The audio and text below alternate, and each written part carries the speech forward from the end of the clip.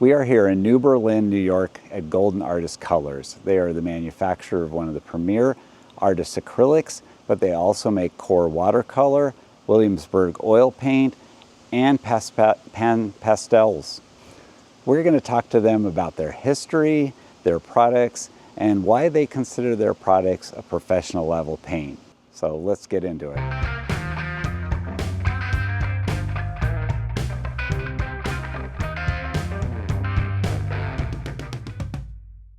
Hi, I'm here with Emma Golden from Golden Artist Colors. Thank you so much for joining us today. Thank you for being here. It's great. It's a beautiful area here. I'm just driving in all the color. And we're here during fall, so fall color, amazing here. Perfect time of year. It is. So I thought we could start out with a little bit of history on Golden. Sure. So my grandpa, Sam Golden, was a paint maker. He started making paint in the 1930s in New York City at a company called Qor Artist Watercolors. And he was a paint maker his whole career, working with artists in the factory. Artists would come in and say, "Hey, Sam, can you make me this? Can you make me that?" And he was also, making the branded materials at Qor Artist Colors. So they made Bellini oils. My grandpa is credited for making the first acrylic paint called Magna. That was in the 40s. And then also Aquatech, which was their water-based acrylics in the 60s.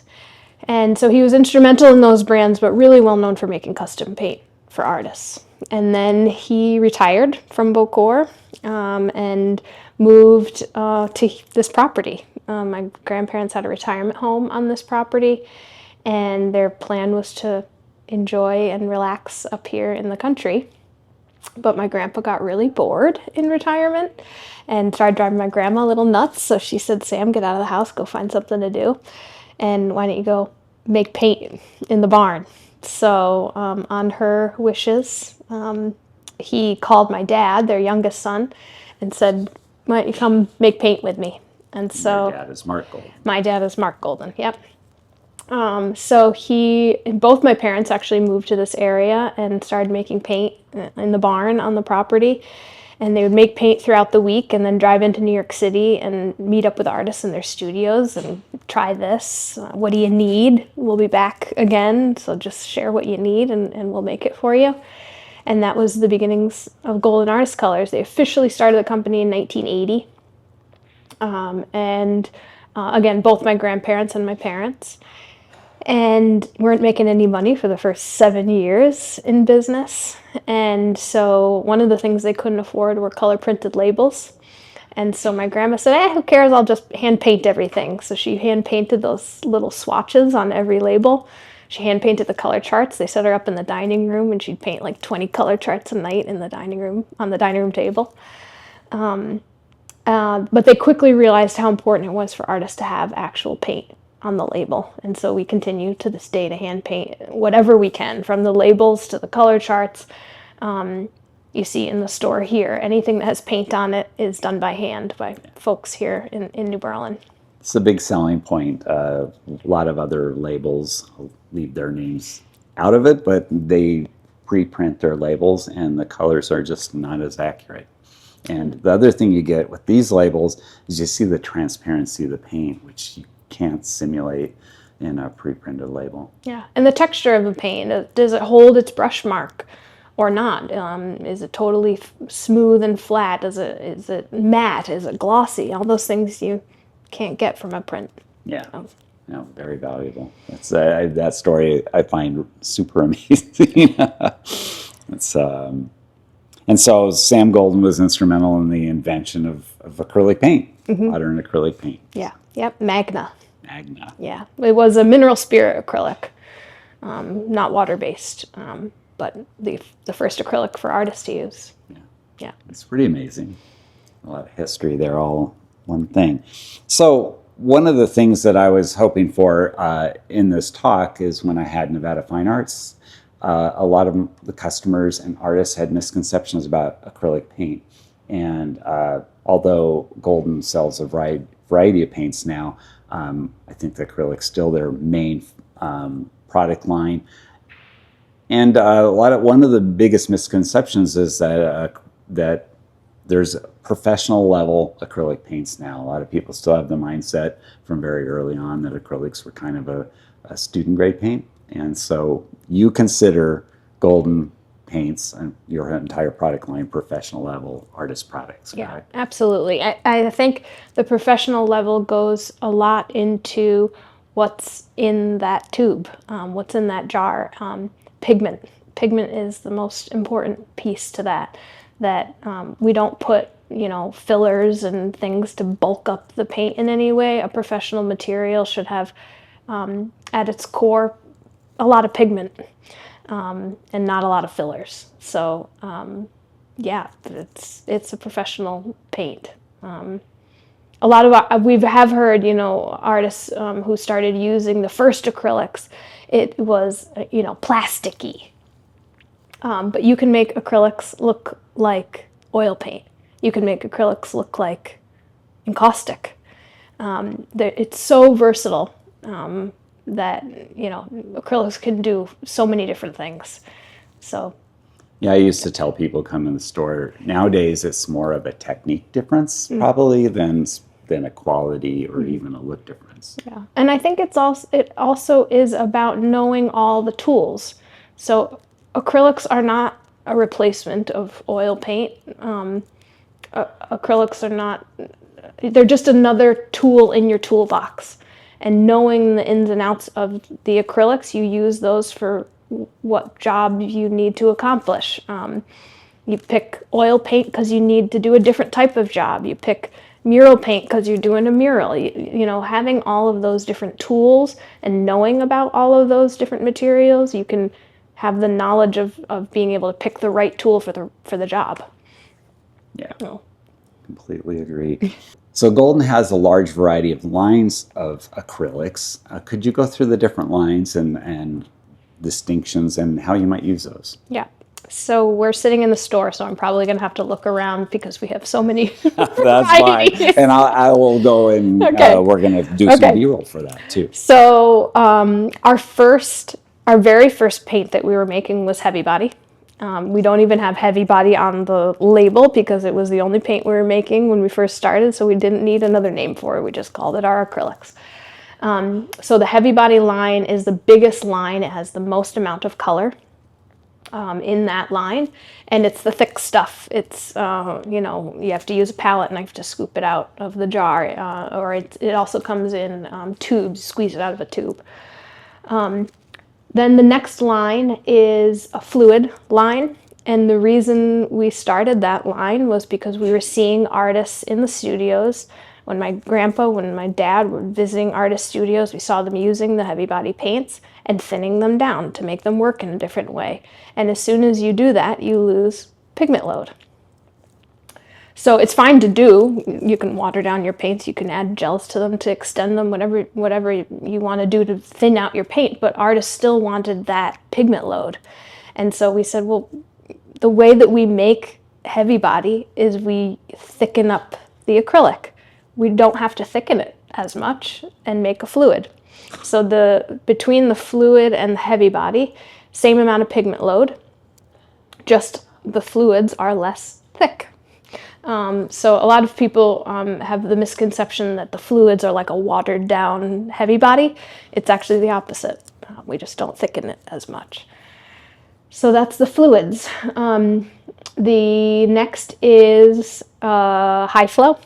High flow is like an ink, so even thinner than the fluids, an ink-like consistency. It can go directly into an airbrush, markers, dip pens. You can use it for staining, staining fabrics. Just another tool in your toolbox. I use it for ink applications. So Yep. using it kind of like an ink. Yeah, and it's ready to go. You don't have to add, if you're going to airbrush, you could buy the high flow, and you don't have to do anything. You don't have to manipulate it in any way. You can put it right into the airbrush equipment. Open acrylics are a slow drying acrylic. The feel of them, the consistency is somewhere between a heavy body and a fluid. in terms of, the sort of thickness of them, but they are very slow drying acrylic. You could squeeze out a blob on your palette, come back the next day, and it's still workable. And you could practice more techniques that you would do in oil painting, such as mixing on the panel or canvas. Yep, and a lot of artists will they're sometimes a little bit soupy, so they'll leave them on the palette a little bit longer to let them thicken up a little bit till they like that consistency, and then start to work with them. But it definitely gives more blending time, working time, if you're used to having that time. Yeah. In Nevada, it is super dry, and we have a lot of plein air painters, and a lot of those have looked at used Golden Open. Yep. Because of that extended, Yeah. it gives them a little bit more ability to work out there and not have a dry palette in half an hour or less. Yep. Really helpful in that way. We don't sell a lot of it in like Louisiana. Yeah. But it works for a lot of different environments. And then the final is SoFlat. Thank you. I'm looking right at it, so it's easy for me to know. So SoFlat is our matte line of paints, flat, hence the name. And that's our newest line in the acrylic line. And it is very leveling as well as being matte. So you can, brush it out and a lot of the brush marks just disappear. It's a really nice material. It's, again, sort of more a fluid, between a fluid and a heavy body in terms of the feel. But for all of our other lines of paint, we don't standardize sheen. So we let the pigment speak to what the sheen is of a color. So for the open line, there is a variety of gloss to matte. For the heavy body, for the high flow, the fluids, they all have different sheens. There's not across the board one sheen. But for the SoFlat, we standardize the sheen, they are all very matte. Yeah, at a trade show, I was asking a Golden representative, saying, can't you just put matte medium into normal heavy body or something else? And he was like, no, this stuff has been engineered and designed to be a completely new paint line. Yeah. And the reasoning for that is because you would have to put so much matte medium or fluid matte medium into a color to make it really, it wouldn't still be SoFlat, but you would have to put so much of that medium into the color to matten it out that you're making a glaze. And your pigment load. Yeah, you'd have very little pigment load. So another question I get asked a lot is that your paints and many other professional line paints are sold in series, and there are different prices for different tubes. Could you explain that to us, why that's necessary? Yeah, so we pay a certain amount for pigments that come in the door for us to make paint. Some pigments are more expensive for us to purchase, and other pigments are less expensive, and we like that to translate to the customer. So we don't have, across the board, all of the 8-ounce jars are the same price. It's based on the pigment. Speaking of pigment, where do you get your pigments? How do you source them, or where do they come from? We source our pigments from all over the world, and they come from the ground. They come from labs. So we use synthetic and natural pigments.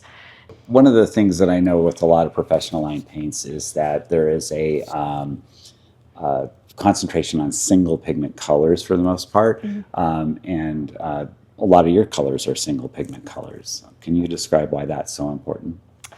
So it was single pigment colors were really important early on for us. My grandpa really wanted to make single pigment colors because that's what the artists are using. That's what the professional artists are using, is single pigment colors. And you can then, when you have the single pigments, you can mix your own. But I don't know how to say it. Like, you can mix them if you wanted to have additional pigment in your paint. I used to tell customers to come in that single pigment colors will blend to the color. So if you put blue and red together, you're going to get that purple, where synthetic colors may not give you the purple you were looking for. And that's one reason I've always known to recommend single pigment colors. Yeah, they are cleaner. They are simpler to make because you're not dealing with the sort of competing of two different pigments in a batch. So it's really difficult to get right on when you start mixing in a lot of different pigments when you're making a paint. But we do some hues. So if we can't, for example, source a pigment anymore, or a pigment isn't available to us anymore, or the ways that a pigment is sourced doesn't fall in line with our ethics of the company, we will stop using a certain pigment. And so when we do that, we have to make a decision. Are we going to totally discontinue a product? Are we going to try and source from another supplier? Or are we going to make a hue of that color? And hues are a mixture of pigments to get as close as we possibly can to that color. You were Hansa yellow was a color that was kind of falling into that category, wasn't it? Yeah. I think one we stuck with. I can't remember what it is, medium or, but we got rid of a lot of the Hansas because they were starting to prove to not be as light fast as they used to be in our own testing. And because we do a lot of our own testing on light fastness. Amazing. We just went through the manufacturing line and ended with. We didn't end, but we went through their testing cycle, and these people are fanatical about their colors, which benefits you, but they are fanatical. So we did our own testing and found that the Hansas were really not performing as they used to, and so we decided to discontinue a lot of the Hansa colors, those single pigment colors, but also there were some mixtures. So we got rid of the Hansas and introduced, I think the replacement for us was the Benzimidazolone. Yes. Thank you for saying that. You're welcome. So can you say it again? Benzimidazolone yellow. Because I can't say that. Yeah, that was a goal for my son just started kindergarten, and I wanted him to go to school and the teacher to ask, "What's your favorite color?" And I wanted him to say, "Benzimidazolone yellow light." That would have been like, yes. Yes. That's awesome. Yeah. And the reason that we have all of these crazy names is because we name our colors what the pigment is. The pigment's name is Benzimidazolone yellow, and so we wouldn't call it sunshine yellow because there is no sunshine yellow pigment. So again, that comes from our history. My grandpa we're going to name the colors what they are. Even if they have a crazy long, really hard to say name, we're going to share what that pigment is. We want to say on the label, this is cadmium yellow, or this is this is a heavy metal pigment. So we want artists to know that. Which is important from safety concerns. So right. You have to know what you're using and be aware of what those pigments are. Yeah. Professional note there.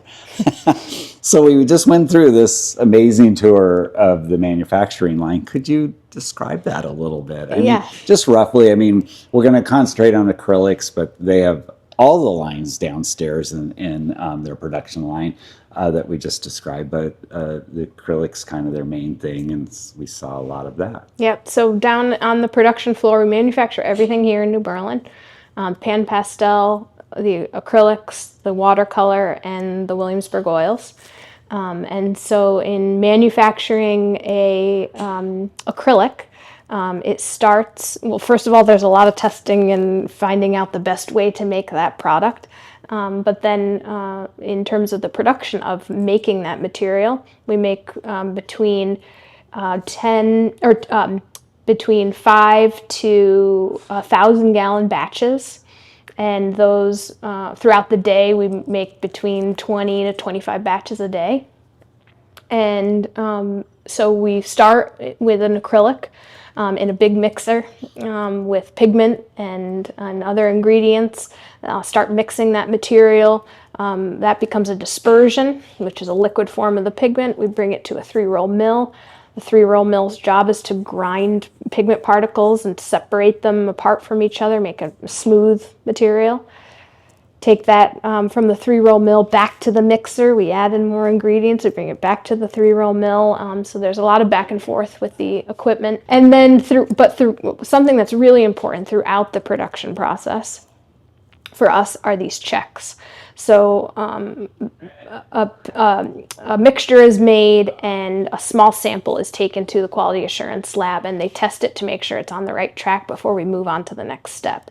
That happens 5-8 times throughout the paint making process, so that we are checking throughout the process instead of just at the end.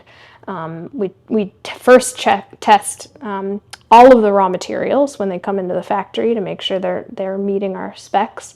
And then once we start making things all throughout the process and not just at the end. It's an incredibly interesting process to see, and the steps. And we went around to the employees, which we'll talk about in a minute, but they all just seem to be experts in what they do. It's quite impressive. We have the best staff. Really lucky. So with the acrylics, now that I wanted to ask about mediums. One of the things that's always impressed me about Golden is you have just tons of mediums for your paint. Yeah, overwhelmingly so. Yes, we do. Can you hit some of the highlights or your favorites? Well, I am not a painter. I dabble, because how couldn't I not? I have all this paint around me, but I am not an artist.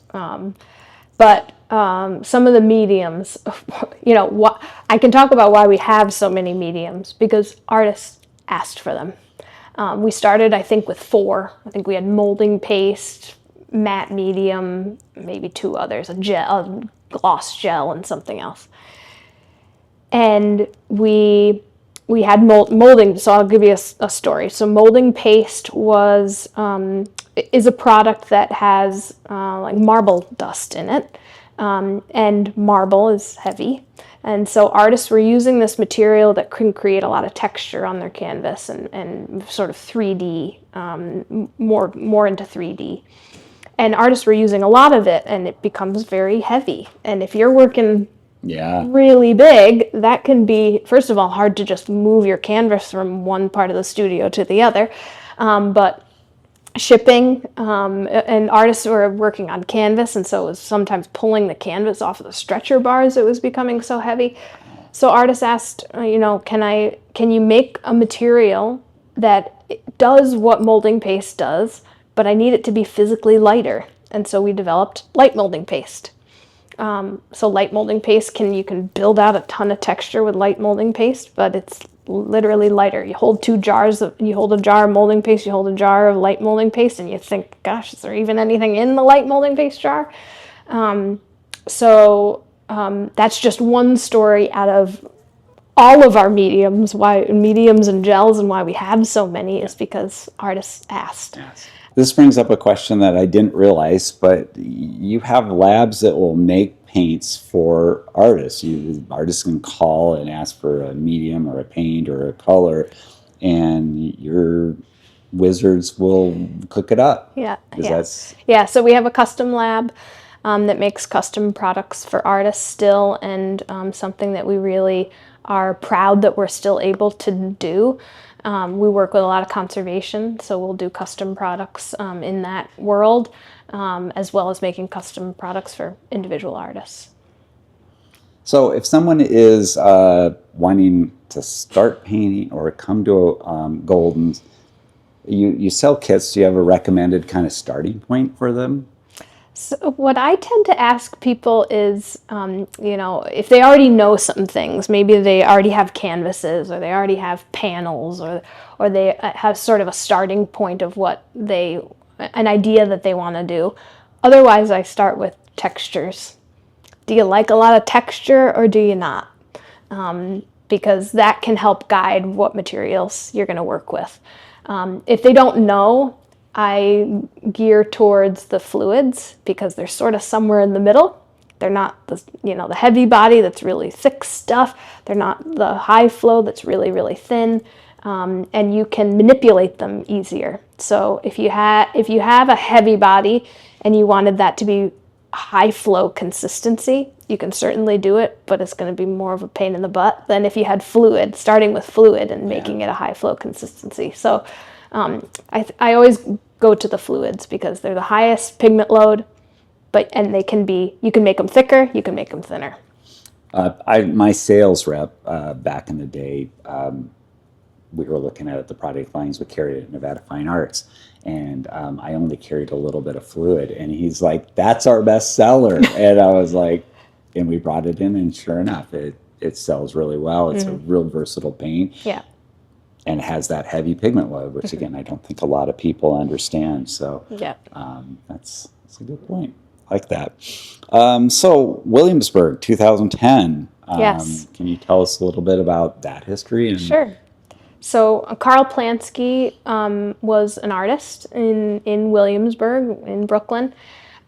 He was painting in oil, and he was given materials and equipment to make oil paint, and he fell in love with the process. He loved watching paint come off the mills. He loved choosing the pigments that he could make these materials with, and he had a feedback loop of making the stuff and using it and tweaking it where he wanted to. And he really, one of the things that's really unique about Williamsburg is the texture in that material. That some of the colors are very gritty, grainy. Some are really smooth and fine.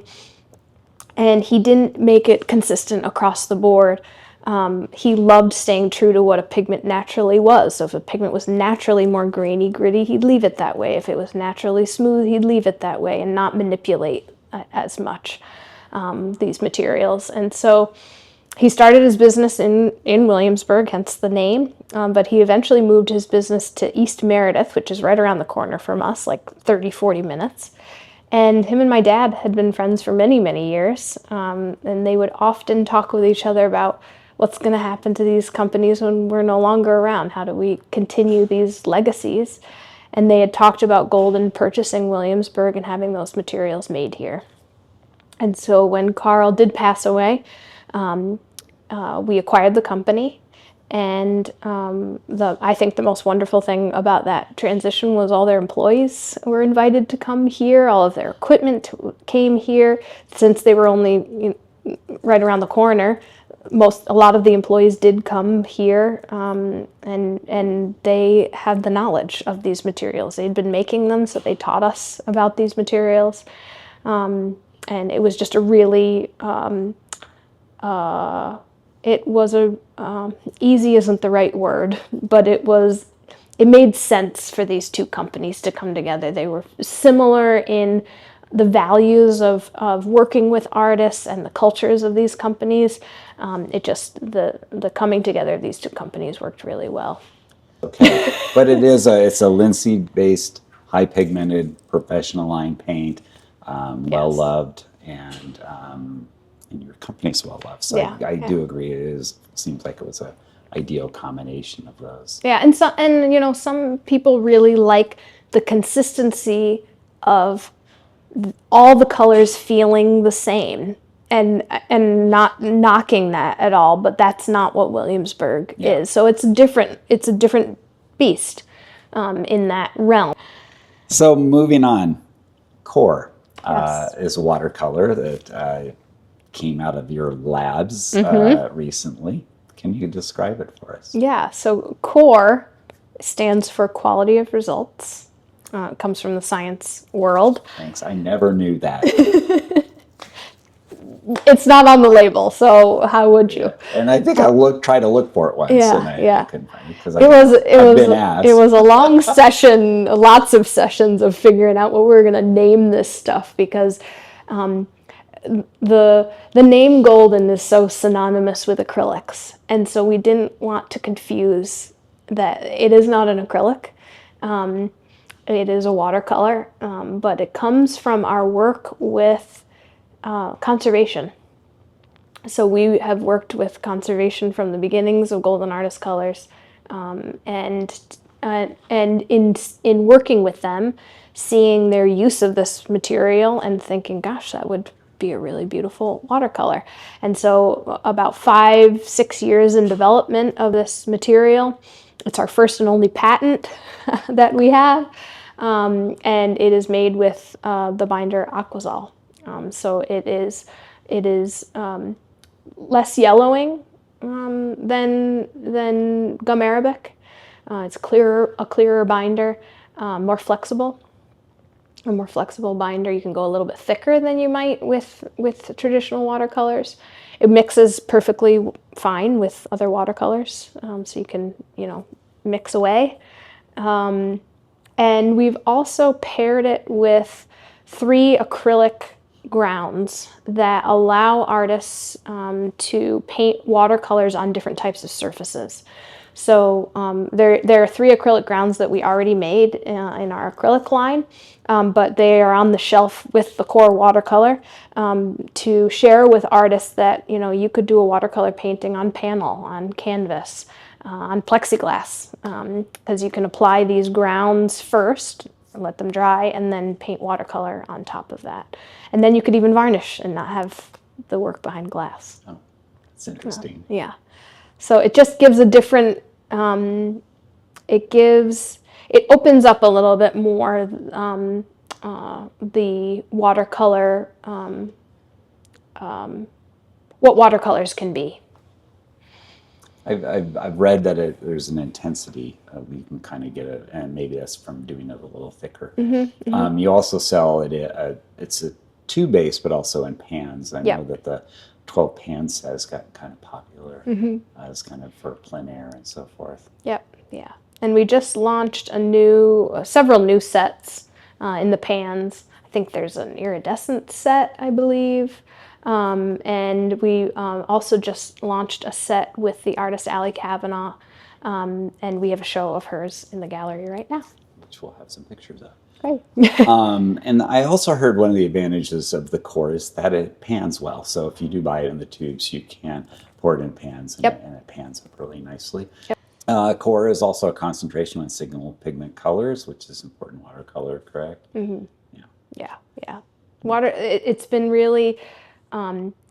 really wonderful to now have a watercolor under our umbrella to work with watercolor artists, because we learn about a whole new set of artists that are very traditional in the way that they work, and having a modern watercolor sort of shakes it up a little bit, but we've been really, it's opened up a whole new group of artists that we can connect with. There's a lot of passion around watercolor. Yes.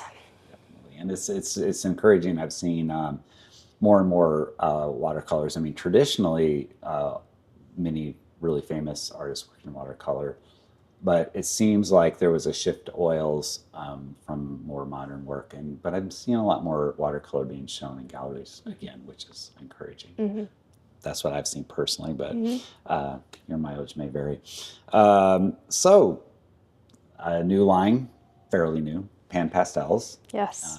And I was really surprised to see the lines actually being made downstairs. That's really exciting. Yeah. Can you tell us a little bit more? So Pan Pastel started in 2007 by 2 very lovely artists, friends of ours, Bernie and Ladd, and in Pennsylvania, and they are founders who find gaps in art materials. So there was no pan form of pastels, and so they developed this material. And then in I think it was the end of 2022. Should probably look that on the website. Pretty sure it was 2022 that we acquired the company from them. Again, they came here, their staff came here and shared all of how to make the material, the setup of the equipment. All of their equipment is here at the factory here here now. And so we've been making it and learning a lot about pastels. So, a typical pastel is in a stick form. These are in a pan where you can really sort of use it more so like painting than drawing with this material. So using sponges and different applicator tools to blend. Instead, if you had a stick, you could draw a line and then blend that out. This you can go right into blending. So I was going to ask you, but it sounds like you answered it. Pan Pastel's superpower is just that blending, painting, painterly application of the product. Yeah. We did sell it in the store. And so if you're painting soft pastel, I think it's a good addition to that process, but it's also a product in itself that you can paint directly with it. It also is a really great mixed media product. You can mix it with almost anything to do crazy things. And pastels, I'm not a pastel artist, but pastels have amazing color quality. It's just over the top. If you've not seen a really great made pastel, they are spectacular color quality. Yeah. So it's worth playing with.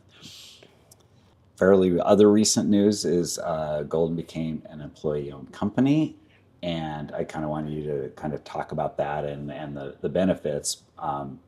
I will start out by saying I've met these people, and they are so passionate about their product and this company.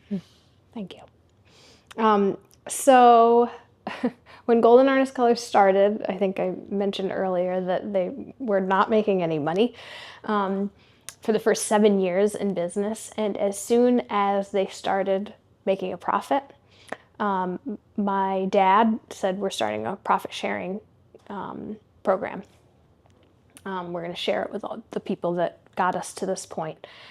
So it was always something that Golden Artist Colors was talking about, is sharing the successes with the people that are the reason the success is there. And so that was early on. And then in the early 2000s, we started the process of becoming an employee-owned company.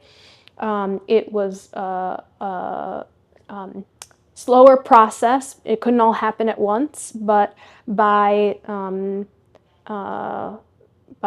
about 2015, I believe, we were majority employee-owned.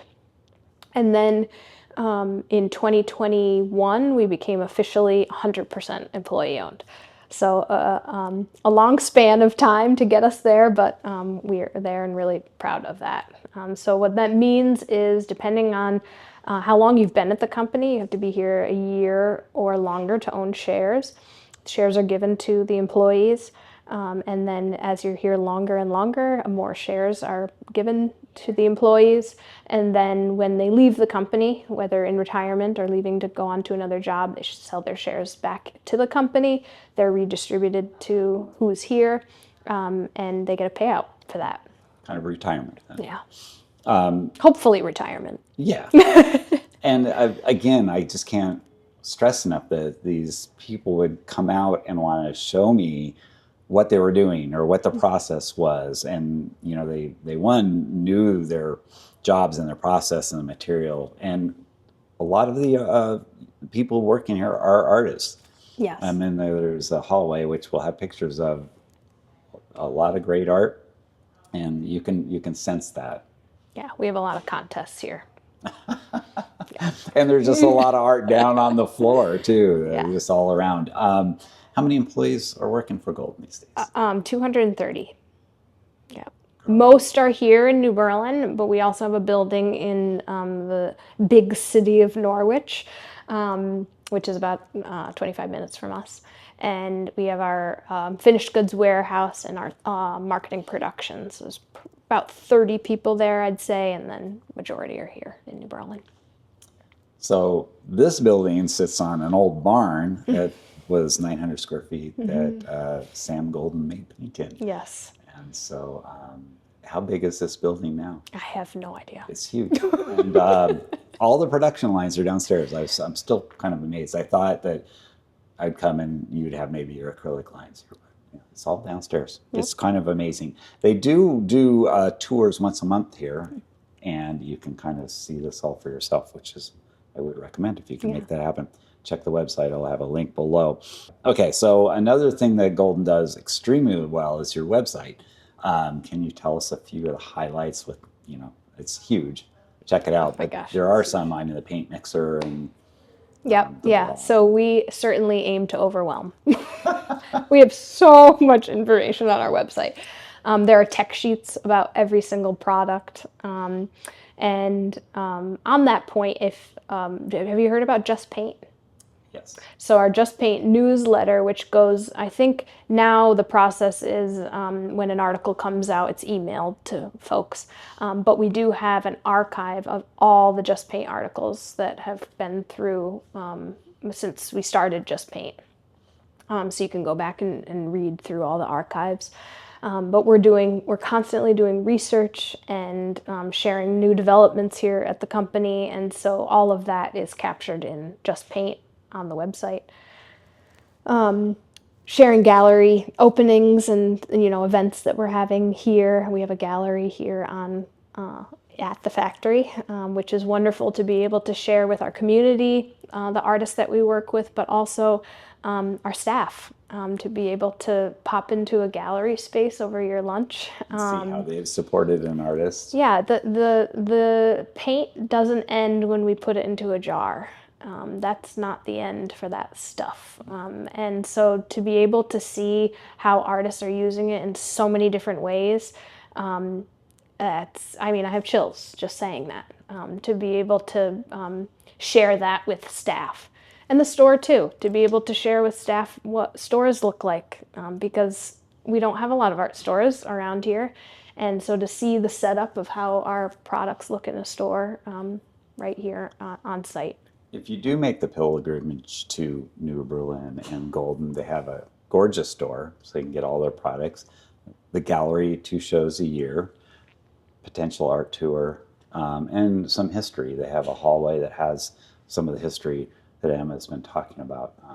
So it is worth a stop. It's a little bit of a ways from New York civilization, City, but it's worth it. Definitely. Their website and that connection system is worth getting your email address in. A while back, it was kind of found that the zinc paints tend to crack in oil, specifically, just oil.